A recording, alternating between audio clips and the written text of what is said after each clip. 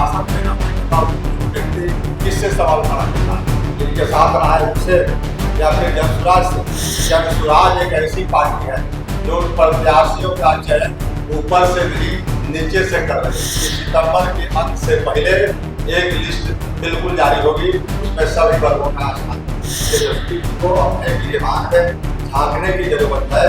तो 19 विधायक है 40 में, तो क्या इन लोगों ने टिकट नहीं जीतना है, मुफ्त वोट लेके आप हैं, उसके बदले उनको आपने भागीदारी नहीं है।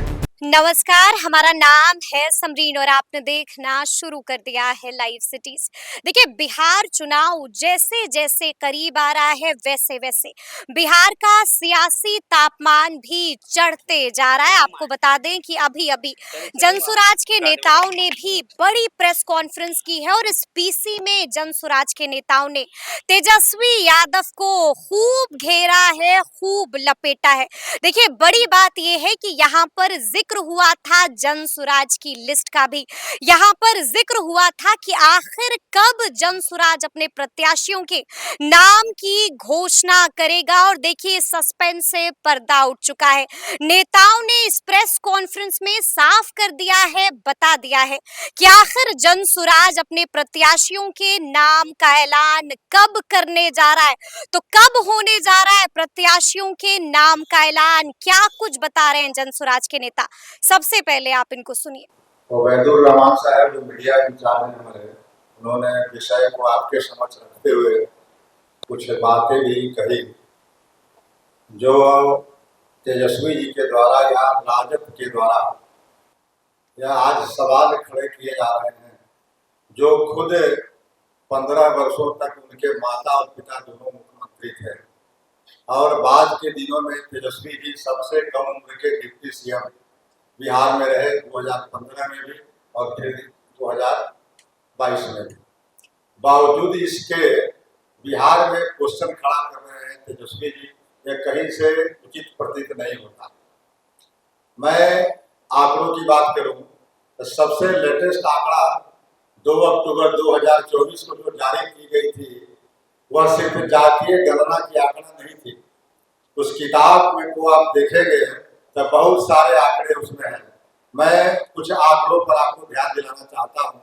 जैसे शिक्षा की बात ले लें, यह शिक्षा तो सब वर्गों के लिए भलाई के जरूरी है, भलाई के लिए, तो उसमें मुस्लिम भी आते हैं, हिंदू भी आते हैं, या जो भी धर्मावलंबी है सबके लिए। लेकिन शिक्षा के जो आंकड़ा बिहार का प्रस्तुत हुआ इतने वर्षों के शासन के बाद, वो मात्र 5% लोग जो है इंटर पास कर रहे हैं। अब सोचिए, मुस्लिम की इतनी बड़ी आबादी 18% और उसके मात्र 5%, 95% अभी भी शिक्षा से वंचित है।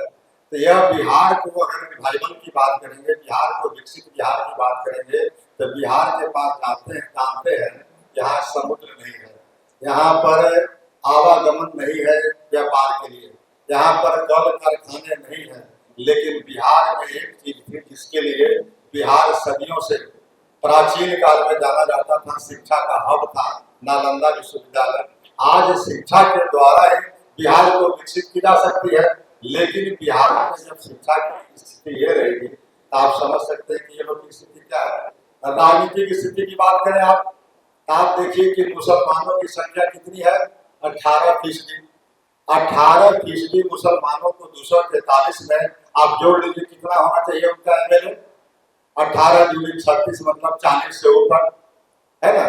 40 के से ऊपर विधायक होने चाहिए मुस्लिम समाज से, लेकिन अभी विधायक कितने हैं, 19।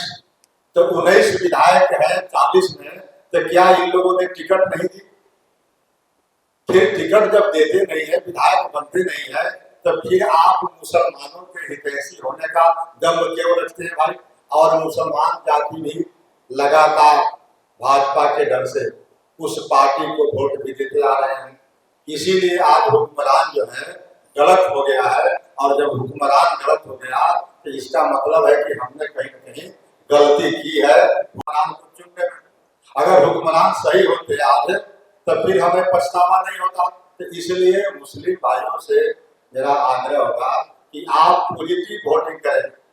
यह तेजस्वी यादव के झांसे में नहीं आ रहे, तेजस्वी जी ने लंबे समय तक शासन करने के बावजूद आज इस तरह के सवाल खड़ा करते हैं, यह कहीं से उचित प्रतीत नहीं होता।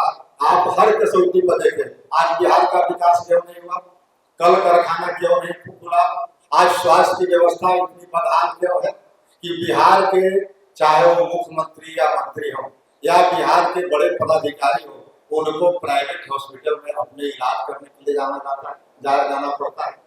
तो अब बिहार की चिकित्सा व्यवस्था जहाँ इतना बदहाल हो कि करोड़ों और अरबों रुपए खर्च करने के बावजूद सरकारी हॉस्पिटल एक भी ऐसा नहीं है जहाँ पर बड़े बड़े लोगों का इलाज हो सके। तो चाहे चिकित्सा की बात करें, स्वास्थ्य की बात करें या शिक्षा की बात करें, कल कारखाना की बात करें या तालीम की बात करें, मरकज की बात करें, हर जगह आप देखते हैं खस्तान है। फिर भी इन लोग पता नहीं कैसे सवाल खड़ा करते हैं, किससे सवाल खड़ा करते हैं। भाई आपने लंबे समय तक शासन में रहा, तो फिर सवाल किससे कर रहे हैं? नीतीश कुमार जी से कर रहे हैं। नीतीश कुमार जी के साथ भी आपने दो बार शासन किया, तो फिर सवाल आप सबसे अधिक आपके एमएलए रहे। इसलिए तेजस्वी जी को अपने गिरेबान में झांकने की जरूरत है कि हम मुस्लिम समुदाय का 17-18% वोट एक मुश्त लेते आ रहे हैं, उतना किसी समाज का वोट उन्होंने नहीं लिया। अब बावजूद उसके साथ धोखा किया है। इस धोखा का ये जवाब उनको देना चाहिए कि आखिर कौन सी मजबूरी थी कि जितना एक मुश्त वोट लेते आप हैं, उसके बदले उनको आप भागीदारी नहीं देते। न विधानसभा राजनीतिक भागीदारी की बात हो रही है और न शिक्षा की व्यवस्था सुधर रही है, न स्वास्थ्य की व्यवस्था सुधर रही है, न कल कारखाने लग रहे हैं। इसी का कारण है कि आज बड़े संख्या में बिहार से पलायन जारी है। तो पलायन आज भी है और कल भी था। तो इसके जिम्मेवार कौन है? जो 35 वर्षों का शासन है, 20 वर्षों का नीतीश कुमार जी का और 15 वर्षों का तेजस्वी के पिता जी और माता जी का, और फिर आज वही दम भर रहे हैं। इसलिए मैं आज के इस बैठक के माध्यम से आपको कहना चाहता हूँ, इस वार्ता के माध्यम से, कि जो आरोप तेजस्वी जी ने लगाया है, लगता है कि किसी ने उनको लिख करके ये दे दिया और उसको ये पढ़ दिए। जो सवाल उन्होंने खड़ा किया वो सवाल पहले अपने से पूछना चाहिए था तेजस्वी जी को। ये लंबा सवाल किए, शिक्षा से लेकर स्वास्थ्य से लेकर के हर जगह, ये तेजस्वी जी को सवाल पूछने का नैतिक अधिकार कहाँ से आया, जब वो सत्ता में खुद रह चुके हैं लंबे समय तक, 15 साल पहले भी, घर में भी 4 साल या 4.5 साल। तो ये इतने वर्षों में शासन में रहने के बावजूद वो व्यक्ति किससे सवाल खड़ा कर रहा है? इनके साथ रहा है उनसे या फिर जनसुराज से? भूमिका में जनसुराज है। आज उन सारे सवालों को जनसुराज उठाती है जो प्रतिपक्ष को उठाना चाहिए था। इसलिए तेजस्वी जी को अपने गिरबान में झांके और तब कहें कि ये जो क्वेश्चन हमने किया था वह मेरे ही लिए था और उनको जवाब देना चाहिए। तब जाकर के बिहार के ये 14 करोड़ लोगों की तसल्ली होगी और खास करके जो मुस्लिम समुदाय है 18%, उनको भी तसल्ली होगी कि मुस्लिम समुदाय के लिए तेजस्वी प्रसाद यादव जी या राष्ट्रीय जनता दल ने आज तक कौन सा काम किया जिससे उनकी उन्नति हुई, उनका विकास हुआ, वे मुख्य धारा में आ गए। ऐसा कोई भी उल्लेखनीय काम है तेजस्वी जी के नजर में तो उनको बताना चाहिए, चाहे जिस विभाग से संबंधित कोई काम हो, लेकिन वैसा हम लोग को कुछ दिखता नहीं है। देखिए, ये सब राजनीति की कुछ मजबूरियां होती हैं और राजनीति में कई कार्यक्रम चलते हैं और सफल नहीं होते हैं तो फिर उनका तिथि बढ़ चुका। अभी हमारा कार्यक्रम आपको पता होगा बढ़िया से कि विधानसभा के सम्मेलन के लिए प्रत्याशियों के चयन के लिए प्रखंड विधानसभा के स्तर पर बैठक हो रही है। उस बैठक का कार्यक्रम 10 तक है। तो हम जब रायशुमारी कर रहे हैं, जनसुराज एक ऐसी पार्टी है जो प्रत्याशियों का चयन ऊपर से नहीं नीचे से कर रही है। बाकी जितने पार्टियां हैं अल्लाह कमान निर्णय करते हैं या उनके सुप्रीमो निर्णय करते हैं, लेकिन हम लोगों ने क्या किया, जिला और अनुमंडल स्तर के लोगों से 20 दिन रायशुमारी किया एक कमेटी बना करके। उससे भी बात नहीं बनी तब प्रखंड स्तर पर आ रहे हैं और अगर जरूरत पड़ी तब पंचायत स्तर पर जाएंगे। तब कहने का मतलब है कि जनसुराज के प्रत्याशियों का चयन नीचे के लोग करते हैं, वो चाहे पंचायत के हो प्रखंड के हो, इसलिए थोड़ा विलम्ब हो रहा है, इसको अन्यथा नहीं लेंगे। अब ये पहली लिस्ट तो सितंबर में जरूर जारी हो जाएगी, ये उम्मीद रखिए।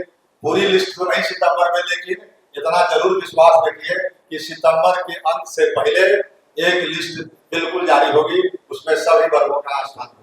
विरोधी लोग कर रहे होंगे प्रचार, लेकिन जो जनसुराजी हैं, जो जनसुराज में विश्वास रखते हैं, व्यवस्था परिवर्तन की बात कर रही है जनसुराज, वैसे लोगों के लिए अगर लोग खाली चुनाव लड़ने के लिए जनसुराज में आए हैं, तो उनको तो हम चाहेंगे कि आप ही जनसुराज छोड़ दें।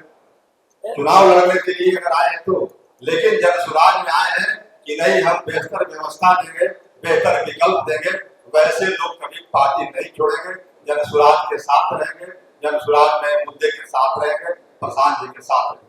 आप चुनाव लड़ रहे हैं कि नहीं लड़ रहे हैं इस बार? अभी तो पार्टी तय करेगी ना, हम कैसे तय करेंगे। तो सुना आपने कि जनसुराज के नेताओं ने क्या कुछ कहा है, बता दिया है कि आखिर सस्पेंस से पर्दा कब उठेगा, और आपने ये भी देखा है कि किस तरह से नेताओं ने तेजस्वी यादव को आड़े हाथों लिया है, मुसलमानों से भी अपील कर दी है।